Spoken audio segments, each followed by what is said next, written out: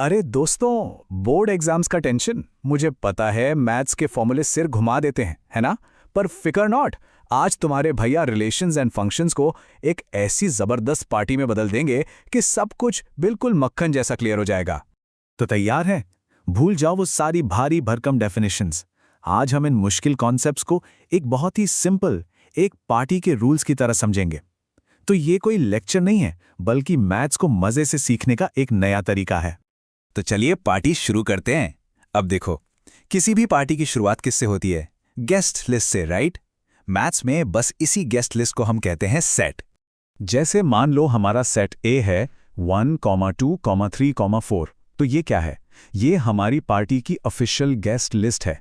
मतलब बस यही लोग पार्टी में इनवाइटेड हैं। एकदम सिंपल। अच्छा, गेस्ट तो आ गए, पर पार्टी में कौन किससे बात करेगा, कैसे करेगा, इसके लिए कुछ रूल्स तो होने चाहिए ना। मैथ्स में इन्हीं सोशल रूल्स को हम कहते हैं रिलेशंस, यानी कि संबंध। चलो पहले एक नज़र किताबी परिभाषा पर डालते हैं।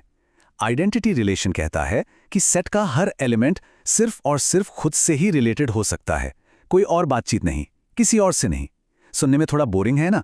तो अब उस मुश्किल परिभाषा को भूल जाओ। बस ये याद रखो, ये है जुड़वां रूल वाली पार्टी। यहां पर एक बहुत स्ट्रिक्ट रूल है कि हर कोई सिर्फ अपने हम शक्ल, अपने ट्विन से ही बात कर सकता है। मतलब 1 सिर्फ 1 से, 2 सिर्फ 2 से, और बस किसी और से बात करना बिल्कुल अलाउड नहीं है। अब यहां पर ना सबसे ज्यादा कंफ्यूजन होता है। देखो, आइडेंटिटी रिलेशन है जुड़वा रूल, मतलब बहुत स्ट्रिक्ट, सिर्फ और सिर्फ अपने जुड़वा से बात होगी।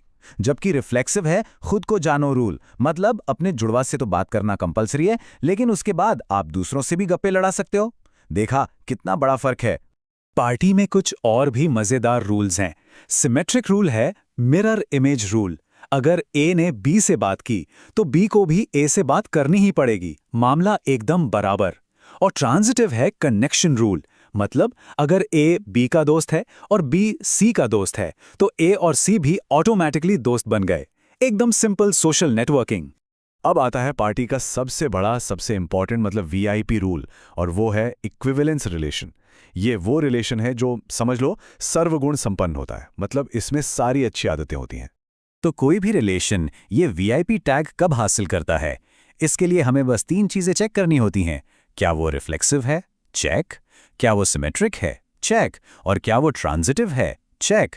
अगर किसी रिलेशन में ये तीनों क्वालिटीज हैं तो बधाई हो, वो एक वीआईपी इक्विवेलेंस रिलेशन है। ठीक है, तो अभी तक हमने देखा कि मेहमान आपस में कैसे बात कर रहे हैं। अब पार्टी का होस्ट एक एक्टिविटी ऑर्गेनाइज कर रहा है, और यहीं से कहानी में एंट्री होती है फंक्शंस की, यानी फलन की। तो फंक्शन को ऐसे सोचो कि पार्टी में एक गिफ्ट एक्सचेंज गेम चल रहा है। सेट ए में वो लोग हैं जो गिफ्ट दे रहे हैं, और सेट बी में वो लोग हैं जो गिफ्ट ले रहे हैं। लेकिन इस गेम के कुछ बहुत पक्के नियम हैं जो सबको फॉलो करने ही पड़ते हैं। चलो पहले इसकी टेक्निकल परिभाषा देख लेते हैं, फिर मजेदार तरीके से समझेंगे। ऑन टू फंक्शन, जिसे सरजेक्शन भी कहते हैं, वो होता है जहां कोडोमेन यानी सेट बी के हर एलिमेंट की कम से कम एक प्री इमेज सेट ए में मौजूद हो। थोड़ा कंफ्यूजिंग लगा ना?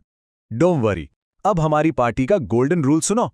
होस्ट ने कहा है हर किसी को गिफ्ट मिलना ही चाहिए। मतलब जो गिफ्ट लेने वाला ग्रुप है सेट बी, उसमें कोई भी इंसान खाली हाथ घर नहीं जाएगा।